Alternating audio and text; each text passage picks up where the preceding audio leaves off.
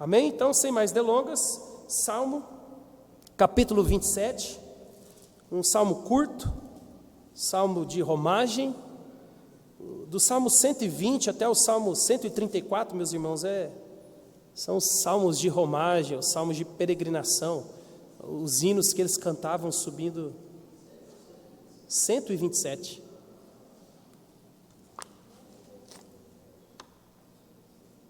Cento e 27, 1, 2, 7, 5 versos, Salmo de Salomão. É curioso ver o autor do Salmo falar do que ele vai falar e a gente vê que ele não ouviu o seu próprio conselho, né? Nós somos assim também, a gente vai discutir mais sobre isso. Salmo 127, meus irmãos, todos com a Bíblia aberta, a palavra de Deus diz assim: se o Senhor não edificar a casa, em vão trabalham os que a edificam. Se o Senhor não guardar a cidade, em vão vigia a sentinela. Inútil vos será levantar de madrugada, repousar tarde, comer o pão que penosamente granjeastes. Aos seus amados ele dá enquanto dormem. Herança do Senhor são os filhos, o fruto do ventre, seu galardão. Como flechas na mão do guerreiro, assim os filhos da mocidade. Feliz o homem que enche deles a sua aljava, não será envergonhado quando pleitear com os inimigos à porta da cidade. Vamos orar mais uma vez? Pai, a palavra do Senhor que é inerrante, que é suficiente, que ela é capaz de discernir onde nós estamos errando. Mostra para nós, Pai, aonde nós devemos nos arrepender e onde nós devemos retomar o caminho correto que agrada e glorifica ao Senhor nas nossas vidas, na nossa família, na nossa igreja, Pai. Assim oramos em nome de Jesus. Amém. Então, meus irmãos, como eu comecei a dizer, Salmo 127, do Salmo 120 até o Salmo 134, esses 14 sequências de salmos aqui, são salmos de romagem, ou salmos da subida.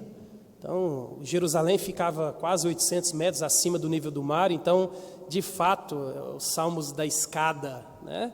A imagem é de um povo que sobe para cultuar ao Senhor, e eles eram obrigados a, pelo menos uma vez ao ano, uma de cada das 3 festas mais importantes, que é a Páscoa, a festa dos tabernáculos e a festa das colheitas.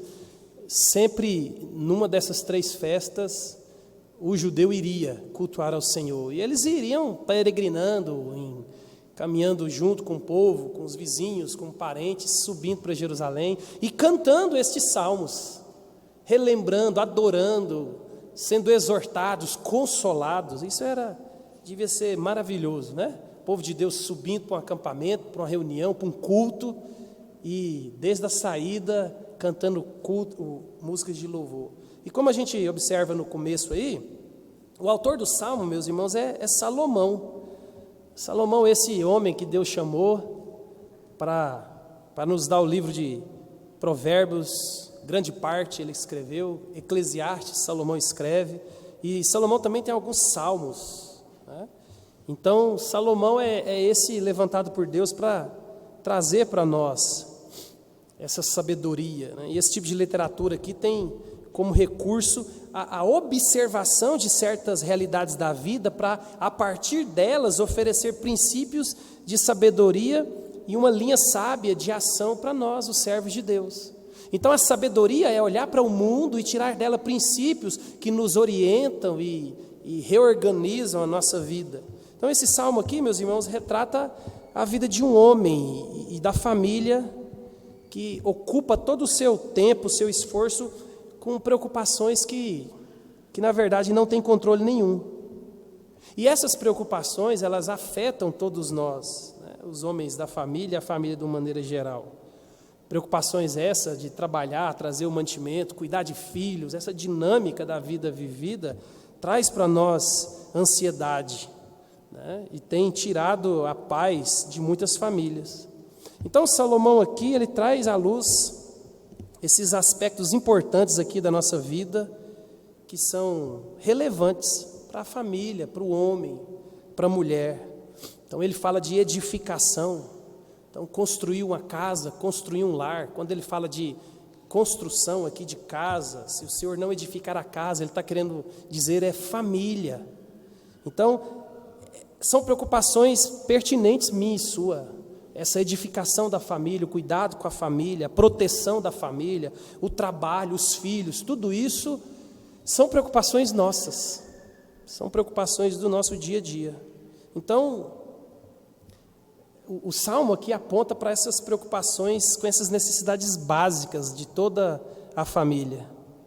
Então aqui não é de surpreender que os adoradores que iam a Jerusalém, eles cantavam esse Salmo, porque eles não só lamentavam, mas também adoravam, para eles cada vez mais orarem a esse Deus com clamor, porque tudo isso aqui está ligado à nossa vida, isso traz essa ansiedade. Então eles cantavam, oravam, agradeciam, pediam perdão, e Deus regozijava-se e fortalecia eles, e essa era a dinâmica, onde o auxílio de Deus vinha através desse culto, dessa adoração.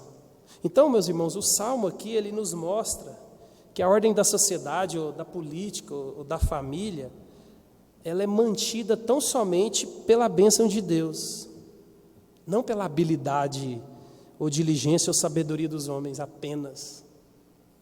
Às vezes nós temos a tendência de achar que sem nós, né, a casa cai, sem nós a família está perdida, sem nós os filhos estão perdidos, sem nós a igreja está perdida, né?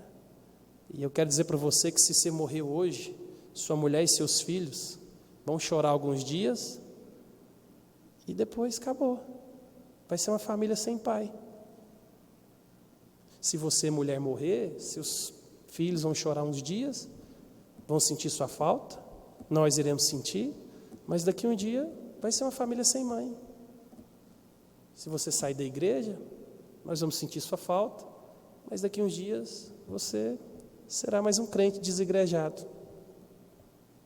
Porque há uma arrogância nossa de achar que sem mim essa família não anda. E não é assim. Porque há um provedor, um protetor, um guardador antes de mim e de você. Lembra, nós somos levantados por Deus, né? Deus não é pego de surpresa.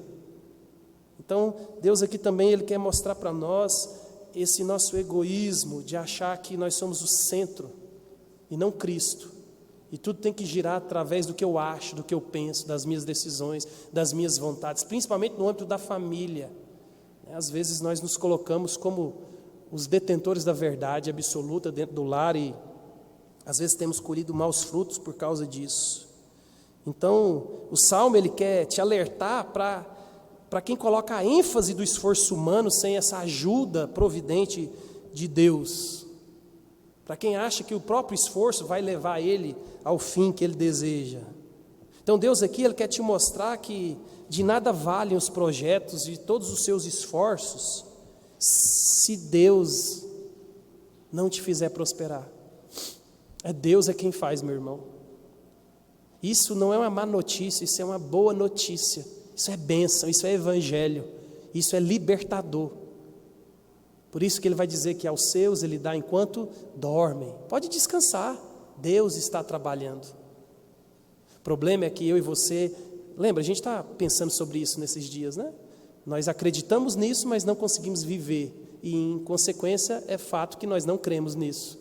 Porque a partir do momento que se eu deixar de fazer as coisas não acontecem, é porque a confiança está em mim.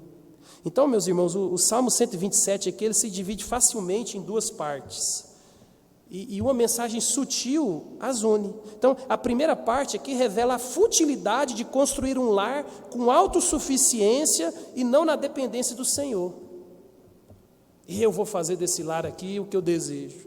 E a segunda aqui lembra os pais de que uma das principais, uma das formas principais pela qual Deus nos abençoa são os filhos. Deus é quem traz os filhos para nós. Então, a mensagem aqui nos lembra de que nós não podemos perder essa visão e essa razão de trabalharmos arduamente. Para quê? Para levantar uma geração de filhos fiéis ao Senhor, de filhos que adorem o Senhor em espírito e em verdade. filhos que estarão sempre diante do trono de Deus, meus irmãos. Esse é o verdadeiro legado que eu e você devemos deixar para os nossos filhos. Filhos santos, filhos parecidos com Cristo. Imagina nossos filhos hoje que não estão presentes na igreja, que não querem saber de Jesus, se eles morrerem hoje. Imagina a dor do nosso coração de saber que nossos filhos passarão a eternidade no inferno porque nós fomos preguiçosos, nós evitamos brigas, nós evitamos contendas. E a gente tem que entender que para ter paz, às vezes a gente tem que criar guerra, né? Então, às vezes nós, para não ter um problema dentro de casa, a gente se cala e aí depois você vai entrar numa guerra sem querer. Então Deus nos dá a oportunidade, meus irmãos, de ter uma autoridade dentro das nossas casas, com os nossos filhos. Enquanto a gente é o pai, é mãe, é autoridade, nós determinamos as coisas. Mas a coisa inverteu. Hoje os filhos mandam. 15 anos, 16 anos, são donos do próprio nariz. E a gente não quer ir para o embate. A gente não quer ir para o que é certo. Na verdade é essa, né? A gente não quer cumprir o papel de Deus, qual Deus nos colocou. E Deus vai cobrar de mim e de você. A culpa é minha e sua. Quando os nossos filhos se desviam, principalmente nessa fase. É nossa culpa. Eles moram debaixo do nosso teto. Nós temos 100% de controle onde eles vão, que hora que eles voltam e com quem que eles andam. A gente vê que o problema é nós não queremos brigar. Nós somos da paz, né? Isso está errado. Nós estamos negligenciando uma responsabilidade que Deus nos deu e Ele vai cobrar cada centavo dessa responsabilidade. Então, enquanto os nossos filhos estiverem debaixo da nossa autoridade, é nós que somos os responsáveis, meus irmãos. Quem diz isso é a Bíblia, não sou eu. Então, aqui nesse salmo aqui, nós vamos ver algumas verdades importantes que nós não devemos esquecer nunca. E ele vai dizer no verso 1, se o Senhor não edificar a casa, em vão trabalham os que edificam. Ó, Salomão, meus irmãos, ele escreve esse salmo aqui, e Salomão ele tem uma casa para construir. Lembra, Salomão ele foi escolhido por Deus para construir o templo de Deus, a casa do Senhor. Então, Salomão é um rei, ele tem uma cidade para tomar conta, ele tem uma semente para criar para o seu pai, ele é o legado do filho do grande rei de Israel, o filho de Davi, a descendência, a salvação, o trono nunca iria se apartar de Israel, o trono de Davi. Jesus é filho de Davi. Então, há uma responsabilidade de Salomão de construir. Então, Davi, ele instrui Salomão, meus irmãos, a que ele levante os seus olhos e nunca desvie da dependência e da providência de Deus. Porque a sabedoria, o cuidado e a diligência sem Deus não servem para nada. Então Salomão, ele é instruído por Deus, ele é instruído pelo seu pai, porque sem Deus, meus irmãos, não adianta habilidade, não adianta dinheiro, não adianta nada. Sem Deus isso é nada. Então o autor aqui do Salmo, que é o homem mais sábio, ele ensina coisas para nós que ele não aplica na sua casa. Olha que interessante. Um dos piores pais de Israel é Salomão. Um homem que Deus levanta para instruir famílias, inspira ele é uma negação como pai. Então observe, meus irmãos, a mensagem de Deus ela é poderosa. Deus ele não precisa de mim, de você. A verdade de Deus ela é imutável, independente do recipiente que ele entrega a mensagem. O exemplo aqui é para seguir daquilo que ele disse, da palavra que foi revelada, não das atitudes de Salomão. É interessante que um comentarista sobre Salomão, ele diz assim, ó, ele falhou nas mesmas coisas que o Salmo enfatiza. Parte de seu programa de construção não foi sábia. Seu reino terminou em divisão e seus casamentos negaram o Deus pactual de Israel. Ó, terminou o reinado, morre um dos reinados mais prósperos de Israel, se não o reinado mais próximo, 40 anos de paz, prosperidade, mas quando morre o rei, divide o reino. Por quê? Porque alguém negligenciou o ensino. Alguém negligenciou sua casa. Ficou mais preocupado em edificações, em trabalhos, e perdeu o lar, meus irmãos. Então, a primeira verdade aqui que Deus nos mostra é o caráter primário das coisas. Deus aqui está nos mostrando que se Ele não edificar a casa, todo o seu esforço, todo o seu trabalho da mulher, do homem, será em vão. Não adianta você empregar os seus métodos sem Cristo, sem Deus, sem a palavra, sem a orientação da admoestação do Senhor, é vão. E a palavra vão aqui, meus irmãos, ela quer te alertar que sem essa dependência e a confiança em Deus aqui, o seu esforço é vazio, o seu esforço é falso, o seu esforço é uma mentira. É o famoso nadou e morreu na praia. O que você fez, na verdade, foi só para descansar sua consciência, porque não serviu para nada. Você usou os seus métodos do que você acha e não o método de Deus. Quando você tenta edificar uma casa ou construir uma família, meus irmãos, não levando em conta a necessidade de Deus, tudo que você faz e fará é nada, é vão. É aquele que construiu a casa sobre a areia. Vai vir a tempestade, não é quando vier, vai vir. Na minha casa tem tempestade, na sua tem tempestade, na família tem tempestade, na educação de filhos tem tempestade, no casamento tem tempestade. Agora, quando vem a tempestade, o alicerce está onde? A gente tem edificado essa casa baseado no que a gente acha ou no que Deus requer de nós? Então, a edificação da casa aqui, meus irmãos, quer dizer sobre isso, família, não da casa em si. Né? Deus está nos alertando quanto a esse menosprezo do lar. Deus quer acordar a mim e a você desse egoísmo que nos leva a menosprezar o cuidado de uma família para a glória de Deus. Lembre, isso tudo é egoísmo. A gente usa aquela frase: não, estou trabalhando, estou me empenhando, estou fora de casa por um tempo, estou mais focado no trabalho, é para cuidar da família. Mentira! Muitos maridos, por exemplo, não suportam ficar dentro de casa. Quando chega um final de semana, ele fica desesperado. Mas ele está trabalhando para a família. Não, isso é egoísmo próprio. A gente não suporta os nossos filhos, a nossa casa. E a casa que nós estamos criando é reflexo do que nós estamos construindo. Por quê? Porque estamos criando uma casa baseado no que a gente quer, do que a gente acha. E a gente vai excluindo o ideal de Deus. E a gente vai colocando coisas do mundo dentro desse lar. E aí ele vai ficando cada vez mais parecido com o mundo. Mas a gente não gosta desse lar. A gente quer o lar ideal, mas na realidade a gente não quer trabalhar para esse lar. E isso é egoísmo, principalmente dos pais. Eu estava vendo um cara falar essa semana e eu concordei com ele, né? Aquela frase que a gente escutou a vida inteira: amor de mãe é um amor que ninguém conhece, é um amor de mãe, é um amor ímpar. Aí ele: mentira, acabou com esse negócio de amor de mãe. As mães hoje parem um menino e no 4º mês já não suportam mais ficar dentro de casa e põe esse menino na creche.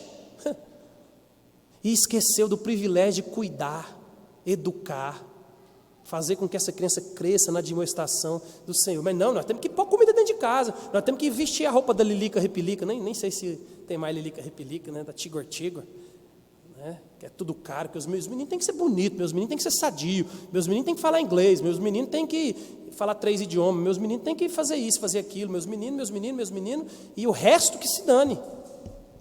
E aí cada um vai para um lado, e aí a desculpa é: estou trabalhando para a família. Não, não está, porque a conta vai chegar.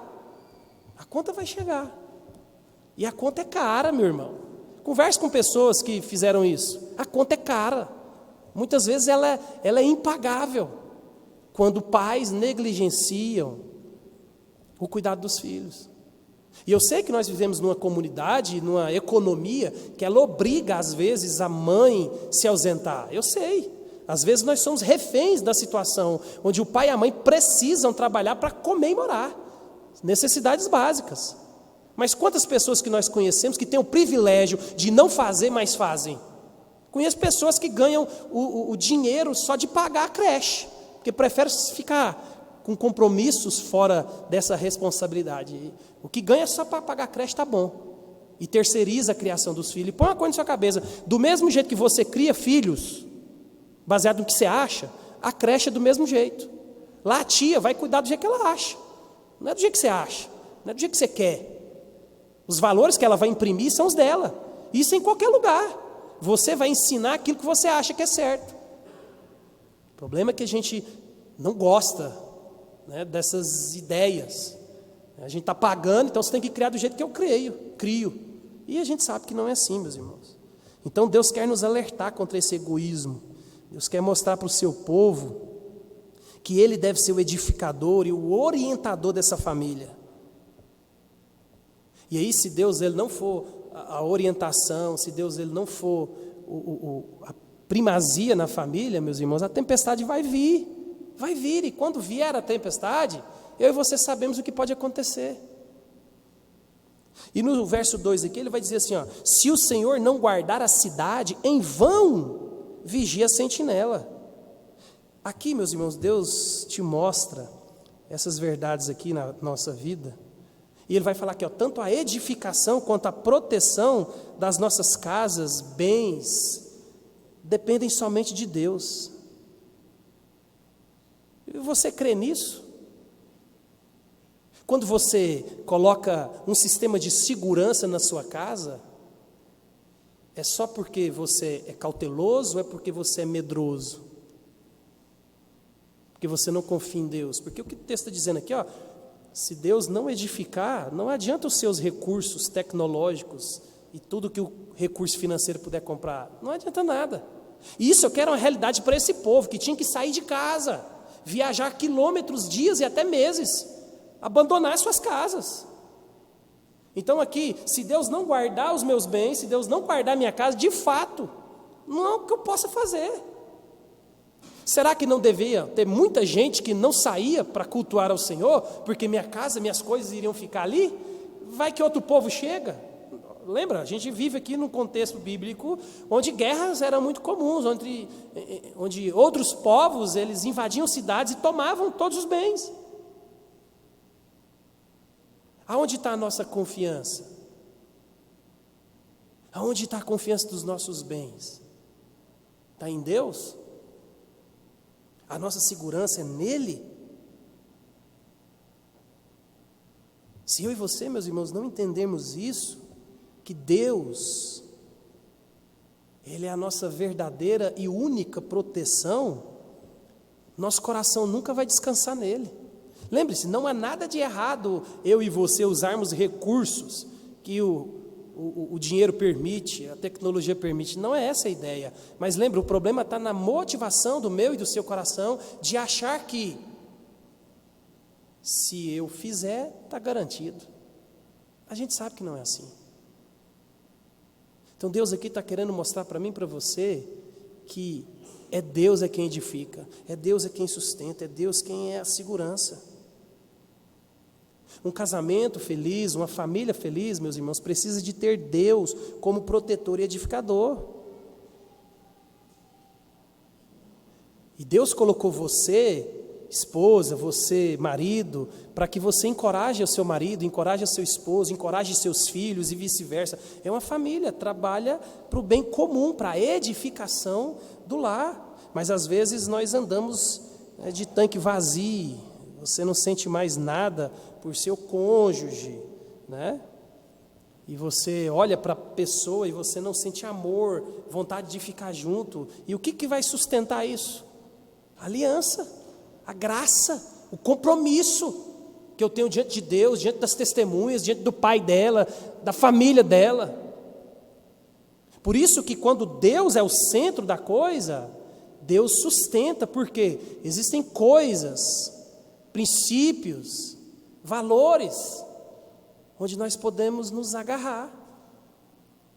E é na hora que a tempestade vem, a dúvida vem, o amor esfria, que nós nos agarramos nos princípios e no Deus que protege, que guarda, que renova, que restaura, que ressuscita. Mas nós temos feito isso? Por isso que lá em Deuteronômio 8,17, Deus diz assim, ó, não digas, pois, no teu coração, a minha força e o poder do meu braço me adquiriram estas riquezas. Antes te lembrarás do Senhor teu Deus, porque é Ele quem te dá força para adquirires riquezas, para confirmar a sua aliança que sob juramento prometeram aos teus pais, como se hoje vê. Provérbios 3,5 diz assim, ó, confia no Senhor de todo o teu coração e não te estribes no seu próprio entendimento. Jeremias 17, texto que todos nós conhecemos, ele vai dizer que o nosso coração ele é enganoso, mais do que todas as coisas, desesperadamente corrupto. Quem conhecerá o nosso coração?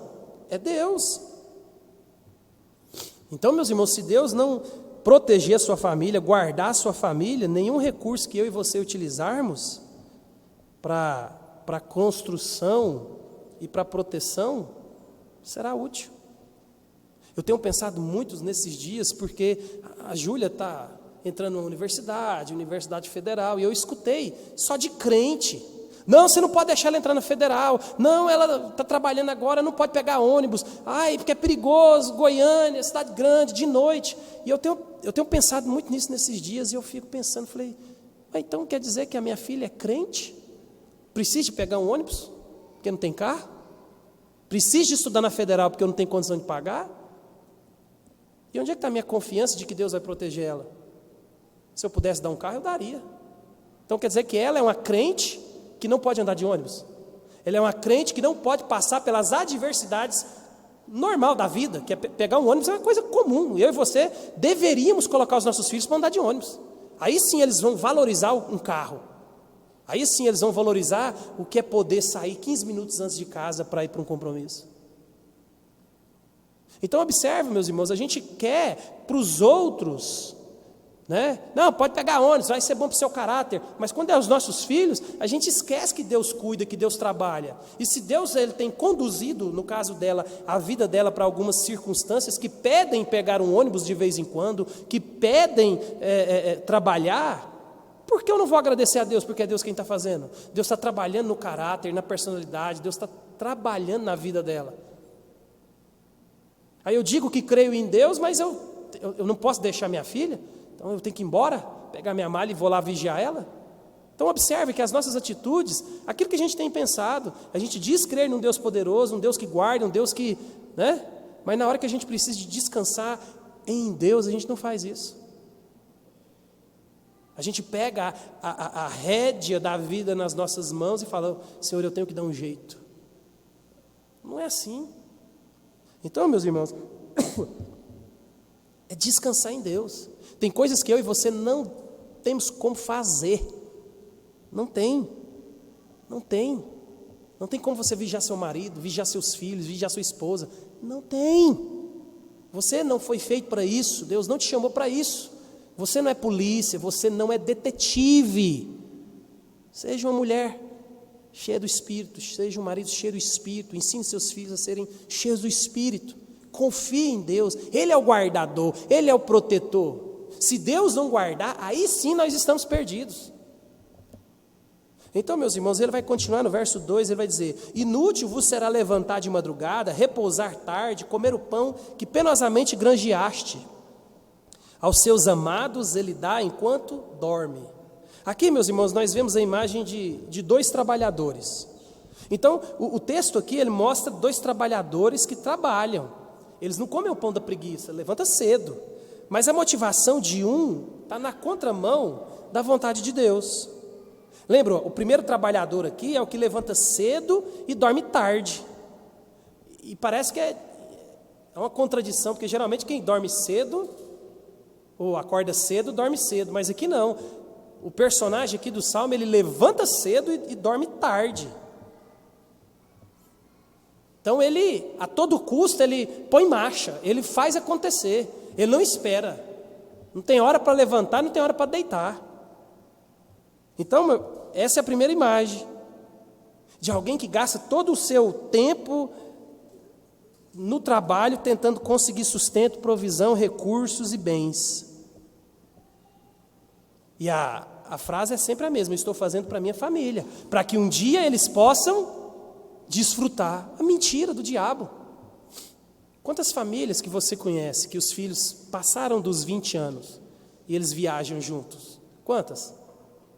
Pai, mãe e filhos. Quantas você conhece? Olha a mentira. Mas você trabalhou, você abandonou seus filhos, você abandonou o marido, abandonou a esposa, você abandonou a construção do lar para que isso acontecesse. Não, nós vamos viajar, nós vamos ter recurso. Mas aí quando você tem um recurso, você não tem a família mais. Por quê? Porque você achou que o que era importante era coisa. E aí quando você precisa de coisa não resolve, não preenche. Por isso que todo mundo gosta de festa de pobre, família de pobre. Porque o que eles têm? Uns aos outros. Não falta festa e reunião e gente em família de pobre. Natal de pobre é bom pra caramba. Porque está todo mundo junto, nós só temos nós mesmos. Aí um leva uma cidra quente, um faz um salpicão meia boca, uma Coca-Cola, churrasco e alegria. Mas aí nos lugares onde eles construíram seus impérios, um está para Disney, o outro está para a praia, o outro está e está lá os dois bocó. Quando os dois bocó não está separado. Adiantou de quê, meu irmão? Não adiantou nada. Eclesiastes, o próprio Salomão, ele vai dizer assim, também aborreci de todo o meu trabalho com que me afadiguei debaixo do sol, visto que o seu ganho eu havia de deixar a quem viesse depois de mim. Olha, peraí, eu estou trabalhando, eu não vou aproveitar. Porque há homem cujo trabalho é feito com sabedoria, ciência e destreza, contudo deixará o seu ganho como porção a quem por ele não se esforçou. Isso é vaidade, é grande mal. Peraí, eu estou trabalhando, vou juntar, não vou aproveitar e outro que vai gastar. No verso 24 do capítulo 2 de Eclesiastes, ele diz assim, nada há melhor para o homem do que comer, beber e fazer que a sua alma goze o bem do seu trabalho. No entanto, vi também que isso vem da mão de Deus. Ou seja, uma vida separada de Deus, não adianta você ter coisas. Deus, ele dá coisas e Deus dá a bênção de desfrutar das coisas. Se você lembra de Eclesiastes, nós estudamos isso. As pessoas pedem, Deus me dá coisas, me dá coisas, me dá coisas. Só que esquece que Deus, ele tem que te abençoar para você desfrutar das coisas. Porque você conhece, eu conheço, principalmente na cidade igual Lucas do Rio Verde, muitas pessoas que têm recursos e não aproveitam seus recursos. São escravos do recurso. Eu tenho que guardar porque economia. Eu era menino da idade do Davi. E eu lembro que a gente falava assim para o meu tio, nossa, tia, a gasolina está cara. Meu tio falou assim para mim, meu filho, deixa eu te contar uma coisa. A gasolina é cara desde quando existe carro. Essa é a mesma conversa. Então, esse negócio de economia vai piorar. A gente escuta isso desde quando a gente entende por gente. Então, observe, quando a gente tira o foco do provedor, a gente fica desesperado, meu irmão. Ele vai falar assim, Salomão, no 25 do capítulo 2, pois separado deixa quem pode comer ou quem pode alegrar-se. Que graça tem você trabalhar, juntar, ter e não ter a bênção de Deus para desfrutar da família, do dinheiro, do recurso. Porque a bênção de Deus não está na coisa, está em aproveitar. São pessoas, por isso que o grande mandamento é amar a Deus sobre todas as coisas e o próximo. Uma vida vivida que vale a pena, meu irmão, ela só é bem vivida e vale a pena se tiver outras pessoas na jogada. E a segunda imagem aqui é de um trabalhador que o Senhor provê enquanto ele dorme. Há uma discussão aqui sobre essa tradução. A NVI, a RA, eles vão dar a entender, né, que você não faz nada e Deus vai te dar. Mas a ideia aqui é de descanso, né, a melhor tradução. Enquanto você descansa, dorme, porque tem um limite das coisas, Deus está trabalhando. Deus está fazendo o que é só de Deus fazer. Então é essa a ideia aqui, descansa naquele que pode prover, proteger e guardar. Lembra, eles tinham a cultura agrícola. Nós aqui também vivemos isso. Numa cultura agrícola, o que você pode fazer além de preparar a terra e jogar semente? Nada. Não adianta você desesperar, não adianta você bater tambor, não adianta você ter ansiedade, não adianta você matar galinha, não adianta fazer nada. Você jogou a semente no solo, meu irmão, Descansa naquele que faz a semente brotar, faz a vida vir, faz a planta subir. E aí você descansa, porque o seu trabalho terminou ali, no momento que você lançou a semente. Mas não, hoje o homem ele quer acelerar até o processo da semente. E eles estudam para saber quanto mínimo possível eles puderem fazer uma vida. Mas será impossível, né? Mas eles lutam para isso, porque querem controlar tudo. Lembra, é Deus quem faz tudo. E no meu trabalho, no seu, não é diferente. Não é diferente. É você que acha que é diferente, mas não é, meus irmãos. Deus aqui, Ele quer nos lembrar que nós sempre devemos trabalhar. A Bíblia nos ensina, aquele que não trabalha, não come. Mas o trabalho, ela é bênção de Deus. É o meio que Deus dá para o seu povo prover o recurso para a família, para os seus filhos. E Deus aqui, Ele condena também o excesso de trabalho, de preocupação com o sustento e essa provisão inútil. Porque observe, meu irmão, o que está faltando na sua casa? Daquilo que você precisa e você não tem. Eu posso afirmar aqui, ninguém aqui tem falta de alguma coisa básica. Todo mundo aqui hoje tem uma cama para dormir, todo mundo aqui hoje vai ter um leite, no mínimo, para deitar no estômago, antes de dormir, todo mundo aqui vai estar protegido da chuva, todo mundo aqui vai embora vestido. Graças a Deus, até onde eu sei, ninguém está desempregado. Então qual que é o problema nosso? Por que a gente acha que se trabalhar dobrado? Por que a gente acha que, não, vou descansar não. Eu vejo aqui no meio do nosso povo em Lucas do Rio Verde, principalmente esse povo que veio de uma cultura mais agrícola, eles acham que ficar em casa não fazendo nada é mal. Alguém de bermuda, sem camisa, não fazendo nada. Não, meu irmão, descansa. Principalmente se você já trabalhou muito, descansa. É bênção de Deus. Tem gente que não pode ficar sem fazer nada, ele tem que estar carregando uma pedra, varrendo um negócio, porque não, se alguém me ver parado, vamos achar que eu sou preguiçoso. Que é isso? Não entendeu que é bênção de Deus você poder tirar um dia de descanso. A gente tem que prestar atenção nisso. Esse egoísmo tem cegado as famílias, com essa desculpa de que eu estou trabalhando para a família, mas na verdade está cada um levantando seu próprio império, às custas do próprio casamento e dos filhos. E aí depois vem a destruição. Senhor, eu fiz tudo que era para fazer. Mentira, a gente sabe que não. Meu irmão, se você vai chegar lá com 20 anos, por que você quer chegar em 10? Esse é o problema hoje. Não é melhor chegar lá em 20 anos, família estruturada, com os bens sendo adquiridos na medida que Deus vai prosperando, sem pressa, mas de 20 anos, família bem, filhos bem criados, dentro da igreja, casamento estruturado, do que você querer acelerar um processo, que poderia chegar do mesmo jeito, mas você chega todo arrebentado. Casamento foi para o saco, filhos foi para o saco. Por quê? Porque a gente saiu do ideal de Deus, e a gente esquece que com Deus é devagar, com Deus é tijolinho por tijolinho. Deus ele quer construir o nosso caráter, Deus ele quer matar a nossa carne, mas não, nós somos a era do clique, nós queremos apertar um botão e está tudo pronto, nós queremos sair da escola e já ter um emprego, e não é qualquer emprego, tem que ser no mínimo uns 10 salários mínimos, porque senão não dá. Aí a desculpa, não, se for para me ganhar isso aí, eu fico aqui na casa do meu pai. A gente já ouviu isso. Então, meus irmãos, a gente tem que prestar muita atenção nisso.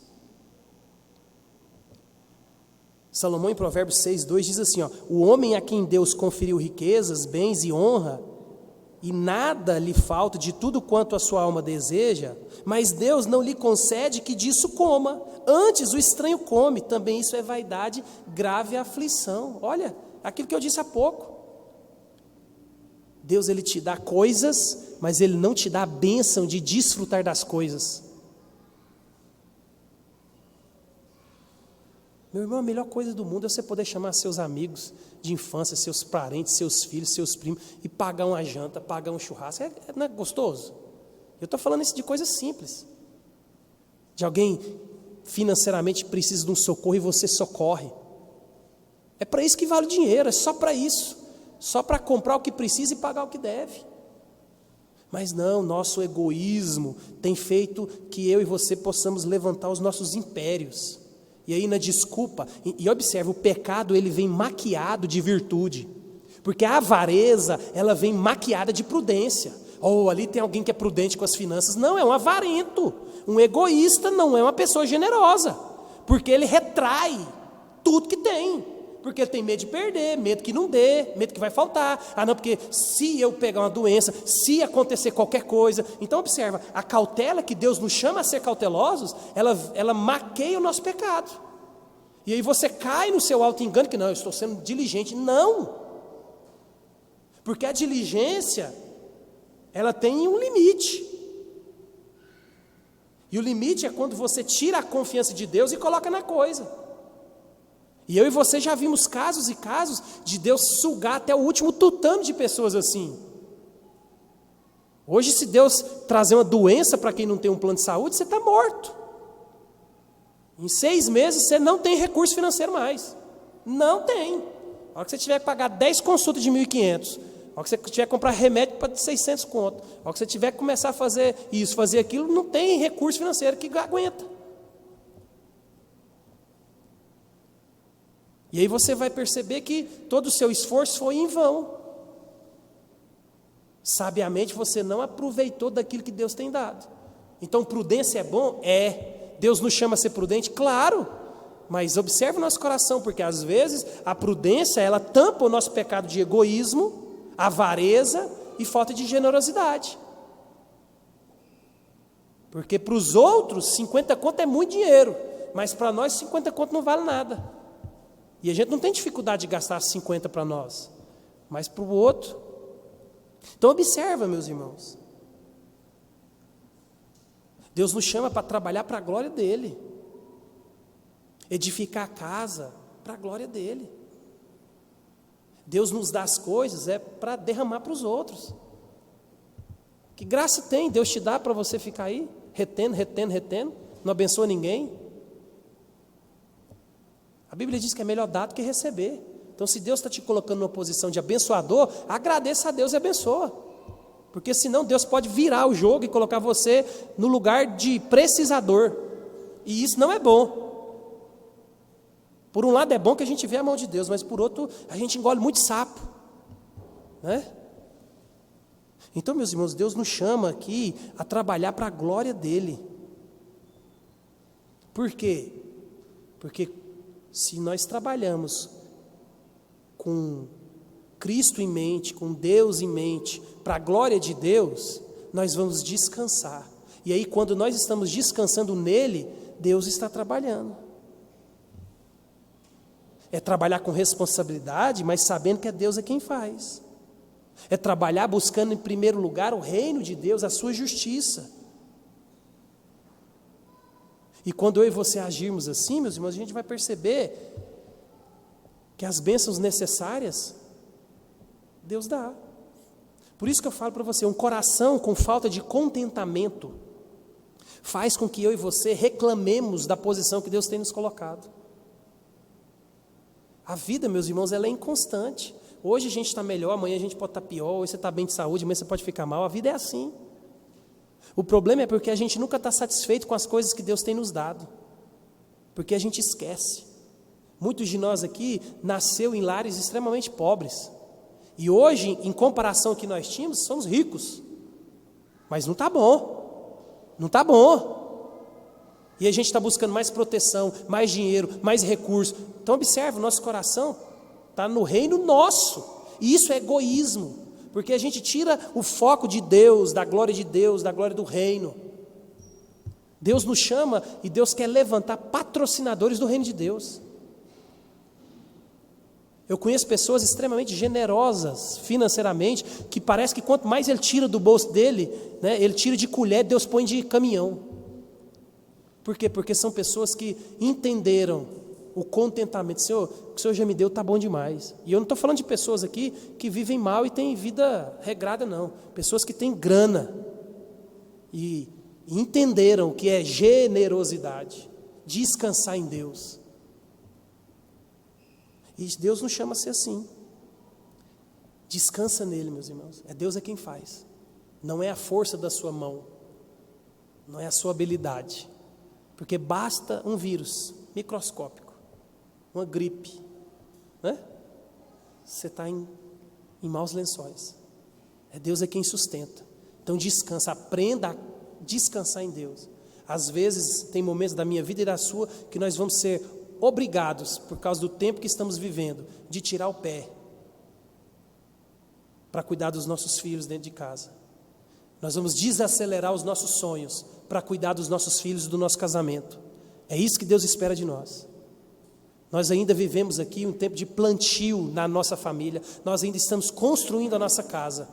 Então, não faça como muitos jovens que têm querido viver fora do padrão e da época. Isso não está certo. E dos versos 3 a 5 aqui, Deus vai dizer assim, herança do Senhor são os filhos, fruto do ventre, seu galardão. Como flechas na mão do guerreiro, assim os filhos da mocidade. Feliz o homem que enche deles a sua aljava. Não será envergonhado quando pleitear com os inimigos à porta. Então, meus irmãos, Deus corrige, na primeira parte, nossa tentativa egoísta de construir uma casa, uma família sem Ele. Não faça isso. Deus é quem sustenta. Deus é quem vai trabalhando. E agora Ele foca na construção daquilo que é mais precioso dentro da família, que são os filhos.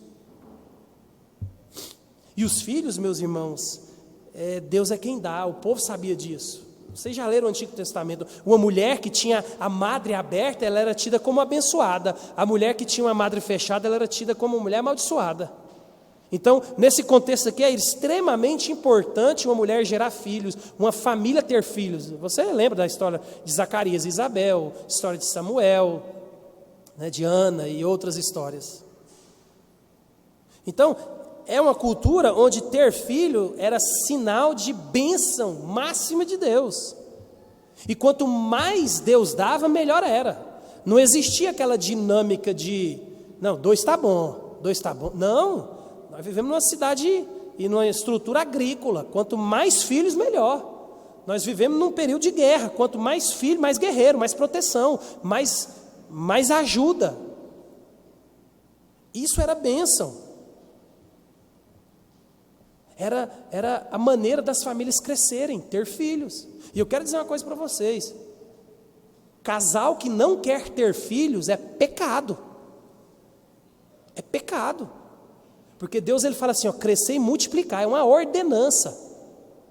O problema é que nós somos tão egoístas, e a desculpa dos casais qual é? Não, eu não quero gastar o meu corpo, minha beleza, meu dinheiro, meu tempo de viajar, meu tempo de curtir a vida para cuidar de menino, não. Olha para você ver o egoísmo no coração. Isso é dos homens e das mulheres. Então, crente, quando fala assim, não queremos ter filho, meus irmãos, isso aí é uma afronta para o Deus da vida. Isso é pecado, mas as pessoas não estão nem aí. Quem tinha muitos filhos tinha vantagem na cultura. E felizes eram esses pais que tinham muito. Observa, nós vivemos numa cultura onde não existia aposentadoria. Quem cuida dos filhos? Os pais. E depois quem cuida dos pais? Mudou alguma coisa? Mudou, né? Porque os pais hoje eles precisam de fazer para o futuro. Porque os pais hoje criam tão mal os filhos que tem medo de cair na mão dos filhos. Olha, meu irmão, eu estou criando meus filhos para eles cuidarem de mim. Porque se eu tiver na idade de precisar dos meus filhos e eles não cuidarem de mim, eu fui o pior dos pais. Eu não prestei para esse negócio. Gastei minha vida inteira e não consegui fazer os meus filhos cumprir o papel de Deus de cuidar dos pais. Eu tenho buscado, a gente é dirigente, tem algumas coisas em mente, né, para não depender dos filhos. Mas eu sou pastor. Pastor não tem aposentadoria, não tem INSS. Conheço muitos e não poucos pastores que chegam no final da vida e não tem uma casa para morar. E com os filhos que têm recurso. Se eu não puder contar com os meus filhos, eu vou contar com quem? E isso vai mostrar se eu fiz o papel bem feito ou não. Por que os filhos hoje abandonam seus pais? Eles estão errados? Claro que estão. Mas se você averiguar, como se diz lá em Goiás, puxar a capivara, foram péssimos pais. Péssimos pais. Só estão colhendo o fruto do que não plantaram. Então nós devemos pensar nessas coisas. Não adianta nada dizer que os filhos são herança do Senhor, se você não conduz os seus filhos na criação, na admoestação e na presença de Deus. Meus filhos eram do Senhor, herança do Senhor, são como flechas. E a gente cita o Salmo 127. Mas como nós temos criado esses filhos? Você entendeu a responsabilidade que você tem diante de Deus com esses filhos? Tem trabalhado para isso? E eu sei que é penoso, eu sei que é trabalhoso, não é fácil. Mas não é período nem tempo de conforto, meus irmãos. É período de trabalhar na criação desses nossos pequenos que em breve tempo estarão indo embora de casa. 3 coisas eu queria pensar com vocês a respeito desse verso. Os nossos filhos são como flechas na mão do guerreiro. Quem carrega as flechas? O guerreiro, meus irmãos. É você que é o pai e mãe que tem a responsabilidade de carregar os seus filhos por um período. É você que tem a responsabilidade de educar, de ensinar, de inculcar o evangelho, de trazer para a igreja, de corrigir. É você. Você carrega até quando? Até quando eles estiverem debaixo da sua responsabilidade. O problema é que nós estamos entregando a responsabilidade hoje com 15 anos, 13 anos, 14 anos. Está errado. Nós estamos querendo deixar os nossos filhos namorar com 13, 14 anos. Pensem bem, meus irmãos. Você está entregando o seu filho para uma vida sexual ativa fora do tempo, fora do casamento. Isso é pecado, imoralidade, Deus abomina. E quem tem feito isso? Os pais. Eu não vejo ninguém comprando uma arma, um 38 e dando para um menino de 14, 15 anos. Mas o cara vai deixar a menina e o menino namorar. Aí começa a transar. Aí começa a ter intimidade demais.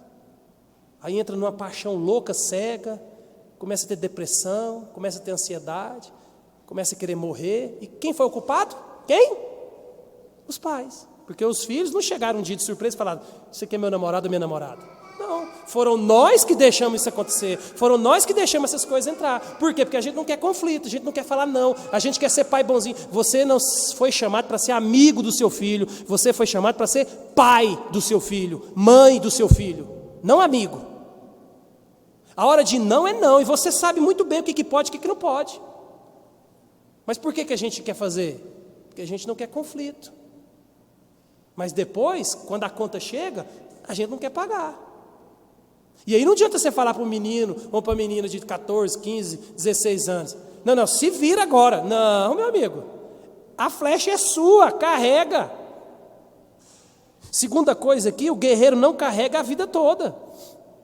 Por isso que você tem que entender de Deus que esse período que os nossos filhos entram na nossa vida é um período de maior esforço, mas é um período curto. 15, 16, 17 anos já estão quase prontos para decolar. Não é para a vida inteira. Mas o problema é que a gente negligencia o cuidado dos nossos filhos na primeira infância, na adolescência. Aí depois tem que carregar o resto da vida. Emocionalmente, financeiramente. Quantos filhos aí que estão no 3º, no 4º casamento? Por quê? Porque os pais deixaram ter vida amorosa cedo. Meu irmão, se eu e você que somos maduros, às vezes a mulher da gente briga com a gente, fala coisas que não deve, a gente já fica machucado, triste.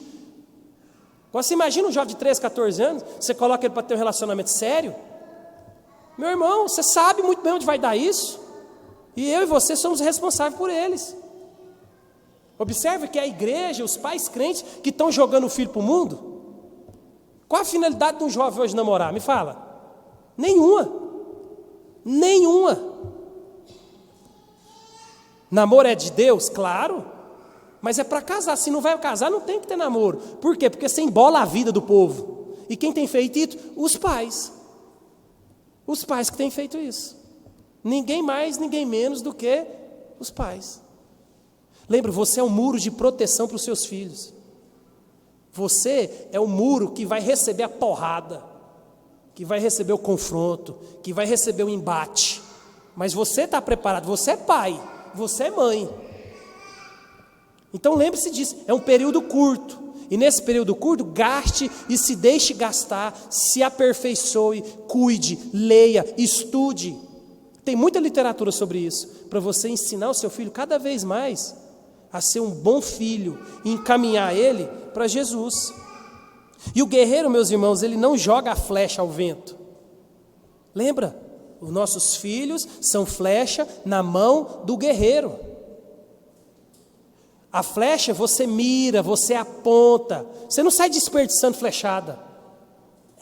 Não, mas muitos pais têm feito isso. Não, ó, já te dei casa, comida, some daqui. Ó, tem mais nada com você não, ó.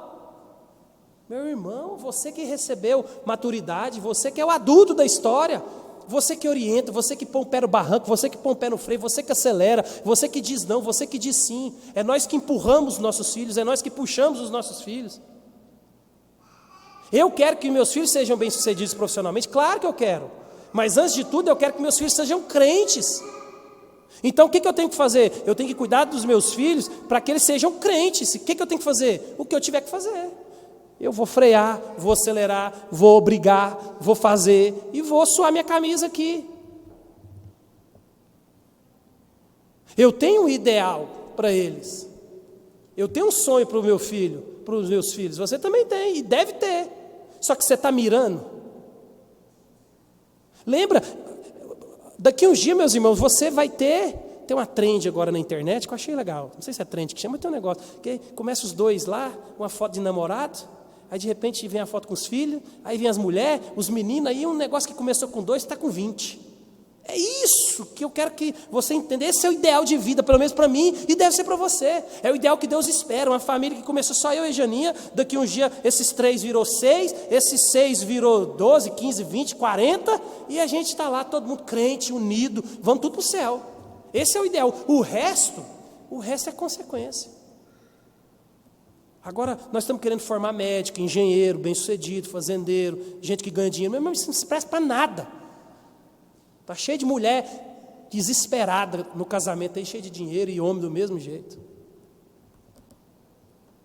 Cheio de filho doente, cheio de filho laudado. O que mais tem hoje é filho com TDAH, TDAI, TD não sei o quê, depressão, ansiedade, está tudo laudado. Por quê? Porque os pais não querem cuidar. Essa é a verdade. Essa é a verdade. E dá tempo da gente botar o pé no freio. Nossos filhos estão novos ainda. Meu amigo, esses meninos é massinha mole. Pega eles só atrás de novo aqui, dá mais uma mexida daquela boa assim, ó, fica molinho de novo e a gente vai moldando. Porque vai passar, meu irmão, você não vai se arrepender. Cuida desses meninos, cuida desses filhos na administração do Senhor. Façam deles os melhores crentes que você puder. Gaste seu tempo. Eu estou com sono, não quero ir para a igreja, mas vai. Nem eu queria ir, mas eu vou porque eu tenho que ensinar esse infeliz aqui, porque o melhor lugar que tem é na casa de Deus. Meu irmão, eu nasci dentro da igreja, eu não lembro de nada da minha vida fora de igreja. Não lembro. Todos os lados bons e ruins estão dentro da igreja. Porque meu pai não tinha esse negócio não, meu irmão. Eu namorava com a Janinha, meu pai falava assim, ó, 9h15, eu vou olhar para trás. Se você não estiver lá, você já sabe.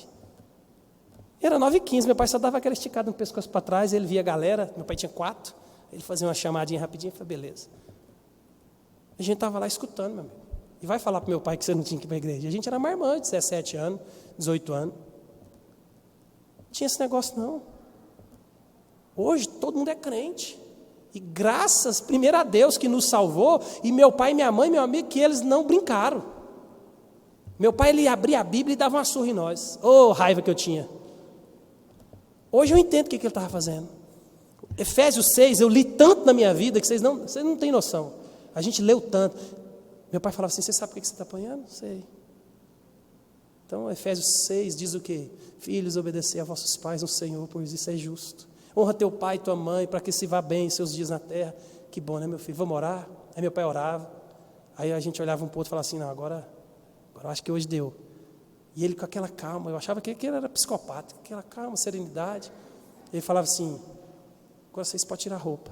Porque a gente era homem, a gente sempre foi forte, grande. Meu pai falou, não vou bater em vocês de roupa, vocês têm o couro duro, todo mundo de cueca. E ele deitava a gente no colo. A última surra que eu levei, eu acho que eu tinha uns 16, 17 anos, uma irmã, meu pai me deitou no colo de cueca e levanta para você ver. E punha força, meu amigo. Então, meus irmãos, nós não devemos negligenciar. Os nossos filhos são tudo que nós temos. E a responsabilidade é pai, mãe, mãe e pai.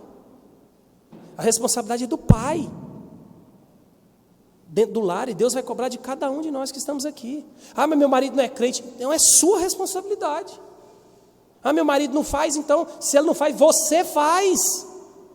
Você vai deixar a casa ir para o brejo, por capricho, por egoísmo? Não, o marido não fez, a mulher também não fez, não, meu irmão, é a vida do seu filho.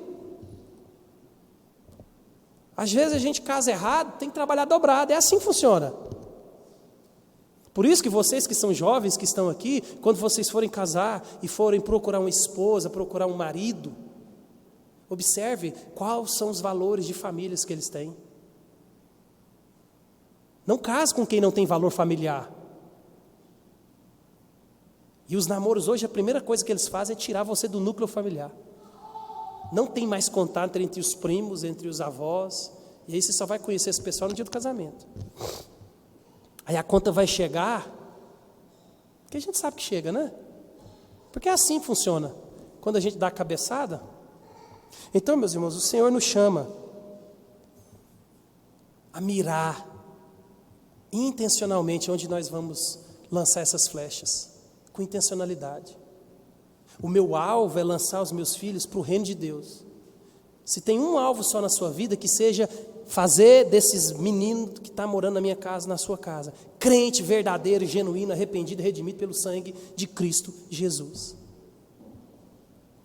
É isso que Deus espera de mim e de você. Porque o resto, Deus vai trabalhando, abrindo as portas, na medida que nós descansamos nele. E aí você vai conseguir obedecer naquilo que Deus diz: buscai primeiro o reino de Deus e a sua justiça, e todas as demais coisas vos serão acrescentadas. Que nós possamos entender, meus irmãos, que a construção do nosso lar, ela demanda tempo, ela demanda esforço, ela demanda dependência, confiança e descanso em Deus. Nós temos todos os recursos que nós precisamos. E hoje é um dia de nós nos arrependermos e que nós possamos, para a glória de Deus, poder fazer dos nossos filhos flechas que acertaram o alvo do reino de Deus. E se for preciso, a gente abre até curso de educação de filhos. Curso excelente que nós temos aqui. Educação de filhos à maneira de Deus. O dia que você fizer esse curso, você vai ficar maravilhado. É o melhor curso que tem. Para você aprender o que é ser pai, mãe à maneira de Deus. Amém? Vamos ficar de pé?